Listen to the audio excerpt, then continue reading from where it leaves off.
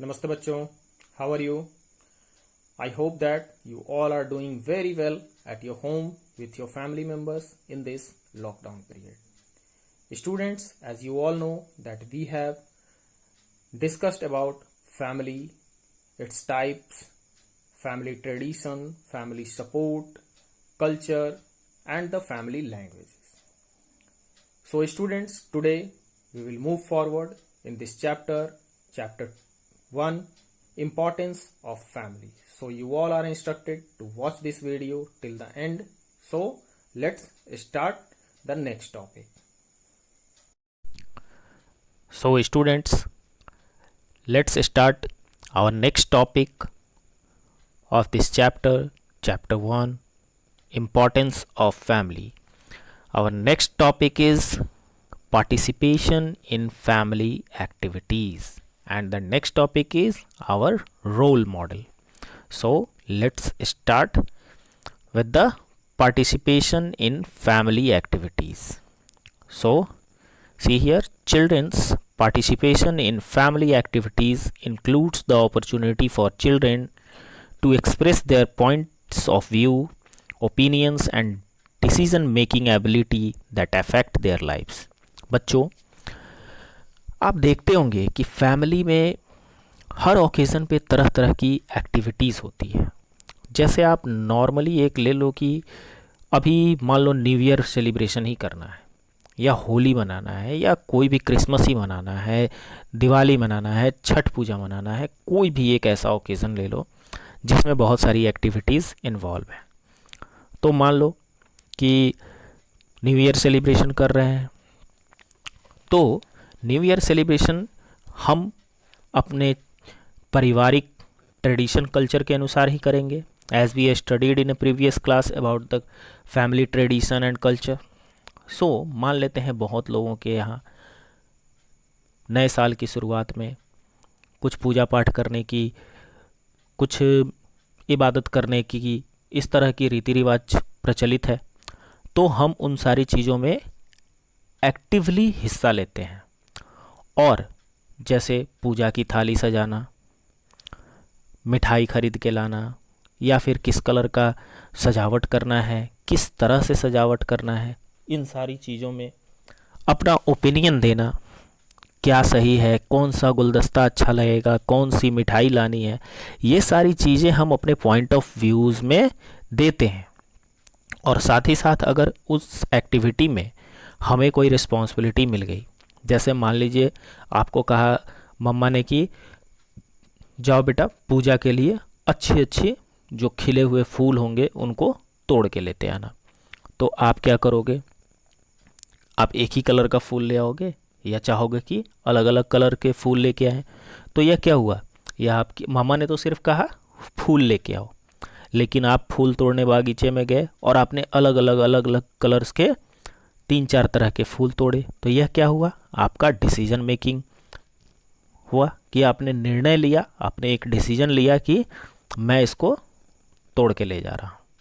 साथ ही साथ मान लेते हैं छठ पूजा हो रहा है, आप मार्केट गए, आप मम्मा के साथ पापा के साथ गए, ख़रीदारी कर रहे हो छठ पूजा की, आपने कहा नहीं ये वाली जो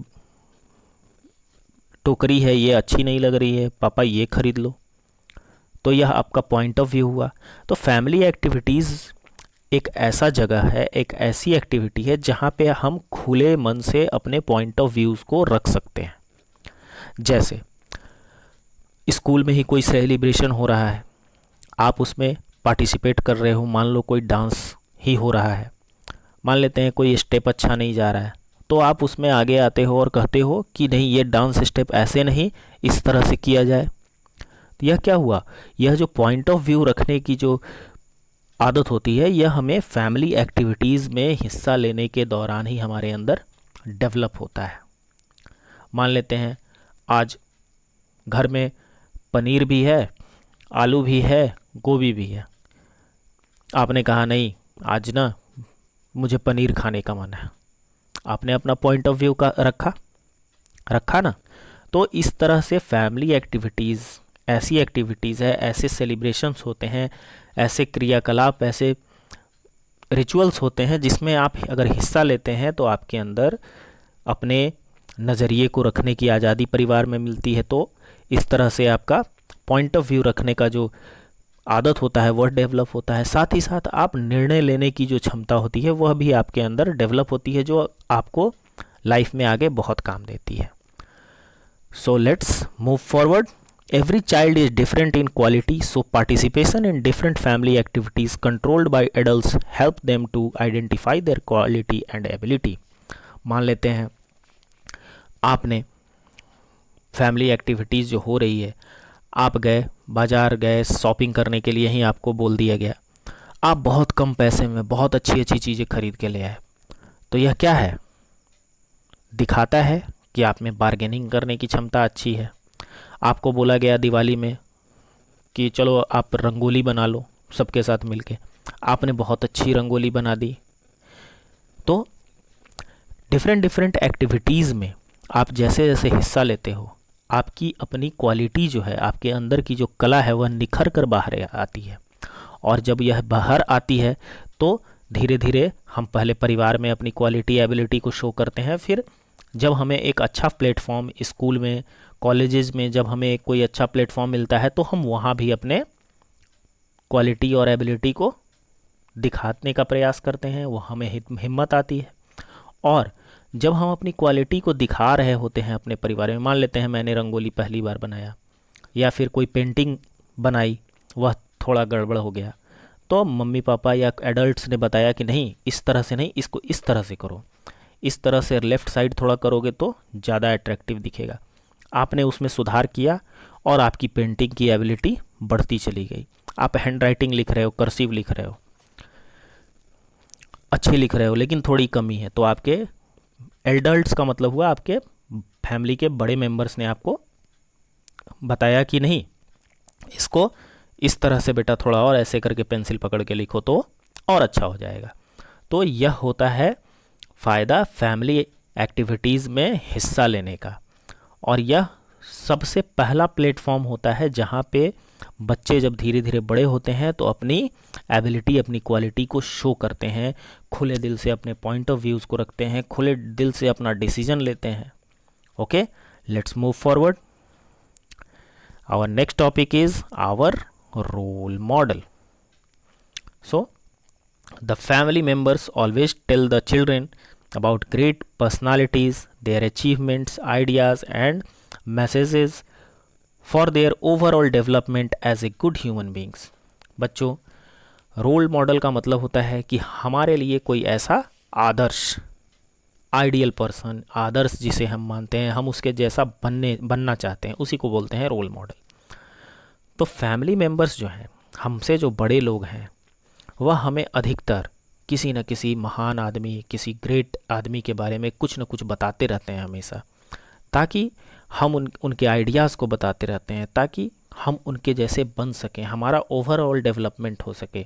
हम परिवार में एक दूसरे की इज्जत करना, बिहेवियर, मातृभाषा, ट्रेडिशन, कल्चर को तो सीख ही रहे हैं, लेकिन बाहरी दुनिया में भी जो लोगों ने और भी अलग अलग तरह के काम किए हैं, साइंस में कुछ, किसी ने नाम कमाया, किसी ने साहित्य में कमाया, किसी ने कला में कमाया, उन सारी चीज़ों के बारे में हमें परिवार के लोग हमेशा कुछ न कुछ स्टोरी के रूप में सुनाते रहते हैं, ताकि उनकी कहानियों से हम प्रेरणा लेके, इंस्पायर होके हमारा ओवरऑल डेवलपमेंट हो और हम उनके जैसे बनने की कोशिश करें।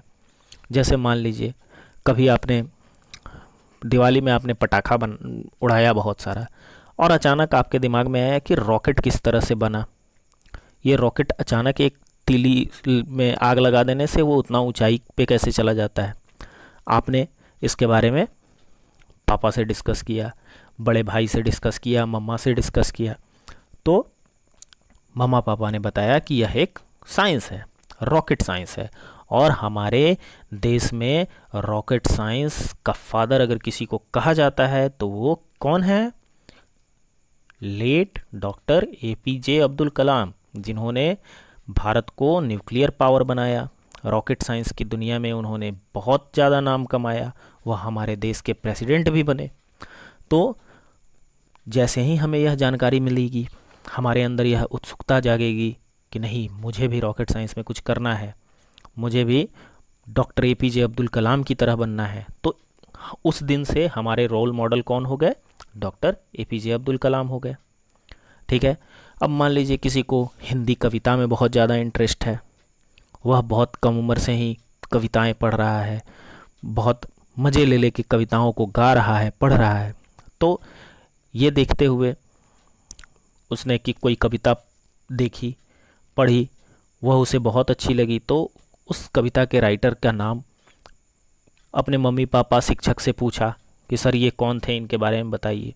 मान लीजिए रामाधारी सिंह दिनकर का ही कोई कविता हो, तो आपके हिंदी के टीचर ने बताया कि यह रामाधारी सिंह दिनकर हैं, इन्होंने ऐसे ऐसे क्या किया कि बहुत सारी कविताएं लिखे, इनको राष्ट्र कवि कहा जाता है। आपके अंदर जिज्ञासा जागी कि मैं भी इन्हीं की तरह एक अच्छा कवि, एक अच्छा साहित्यकार बनूं। अब आते हैं अपने सोशल साइंस पे। आप 6 में जाएंगे, नेक्स्ट क्लास में आपको SST जो है वो और ब्रॉड तरीके से पढ़ने को मिलेगी। आज से 5000 साल पहले क्या हुआ, हमारे कितने मौसम हैं, हमारे देश में कितनी तरह की ज़मीन पाई जाती है, एक्सेट्रा एक्सेट्रा। तो आप सोचेंगे 5000 साल पहले इसके बारे में कैसे पता चल गया? तो हम उस समय अगर मैं रहा आपका टीचर तो मैं बताऊंगा, उसे आर्कियोलॉजिकल साइंस बोलते हैं। तो आपको होगा कि इसमें और ज़्यादा इंटरेस्ट आएगा कि 5000 साल पहले की बात जानने को मिलेगी, तो हम उसमें इंटरेस्ट लेने लगेंगे। तो उस तरह से हमारा रोल मॉडल डिसाइड होता चला जाता है। तो फिर वो होगा कि 5000 साल पहले की पढ़ाई को क्या कहते हैं? क्या कहते हैं? हिस्ट्री बोलते हैं, इतिहास बोलते हैं। तो इतिहास का फादर कौन है? इतिहास के फादर किसको बोलते हैं? हेरोडोटस। तो आप सोचेंगे मुझे हेरोडोटस की तरह बनना है, तो उस दिन से आपका रोल मॉडल कौन हो गया? हेरोडोटस हो गया। तो इस तरह से हम अपने अपने लाइफ में अलग अलग रोल मॉडल्स को बनाते हैं, कोई एक ही बनाते हैं जिसके जैसा हम बनना चाहते हैं। Okay students, the children also admire their one of the family members who has some special quality or done something great for the nation, society or family. They wants to be like them. They are called role model for them. It will guides them to grow up into a great human being. बच्चों, ज़रूरी नहीं है कि कोई ना कोई महान आदमी या जिसने दुनिया में बहुत नाम कमाया हो वही आपका रोल मॉडल हो सकता है आपके परिवार का कोई सदस्य ही आपका रोल मॉडल हो। जैसे कि मैं अपनी ही बात करूँगा, मैं देखूंगा कि आप सभी जानते हैं कि मैं एक शिक्षक हूं, तो मेरे रोल मॉडल कौन है, किससे मुझे प्रेरणा मिली कि मैं भी शिक्षक बनूं? तो मेरे रोल मॉडल मेरे फादर हैं, वो भी एक कॉलेज में प्रोफेसर हैं। मैंने उन्हें बचपन से स्टूडेंट्स को पढ़ाते हुए देखा, तो मेरे अंदर यह जिज्ञासा जागी कि मैं भी अपने फादर की तरह लोगों को शिक्षा दूंगा, बच्चों को शिक्षित करूंगा और लोगों को डॉक्टर, इंजीनियर, बड़े बड़े इंसान बनाऊंगा। तो मेरे अंदर भी यह जिज्ञासा जागी, मेरे फादर रोल मॉडल हैं मेरे लिए, तो मैं उनकी तरह बनना चाहता था और पता नहीं कितना बन पाया, लेकिन कोशिश कर रहा हूँ बनने की। तो इस तरह से जो हमारे रोल मॉडल होते हैं वह हमें गाइड करते हैं कि हम एक महान व्यक्तित्व के इंसान बन पाएँ, एक हमारे अंदर एक गुड ह्यूमन बीइंग बनने की भावना डेवलप हो। Okay students, here we have some questions related to these two topics and this is very easy. What is your special talent? आपकी स्पेशल टैलेंट क्या है? आप इसे लिख सकते हो। Who is the best singer in your family? आपके family में कौन अच्छा गाना गाता है? Who is the best cook in your family? आपके घर में कौन सबसे अच्छा खाना बनाता है? Name one of the family member whom you admire the most. आप परिवार में कौन वह व्यक्ति है जिसे आप सबसे ज़्यादा प्यार करते हो, जिसकी तारीफ आप सबसे ज़्यादा करते हो? How is he she related to you, आप जिस व्यक्ति को सबसे ज़्यादा मानते हो, सबसे ज़्यादा प्यार करते हो, वह रिश्ते में आपका क्या लगता है. The next one is name 2 qualities that you admire him her for, और उस व्यक्ति की 2 ऐसी क्वालिटी लिखिए जिसे आप सबसे ज़्यादा पसंद करते हैं. Okay students, this is it for today's class.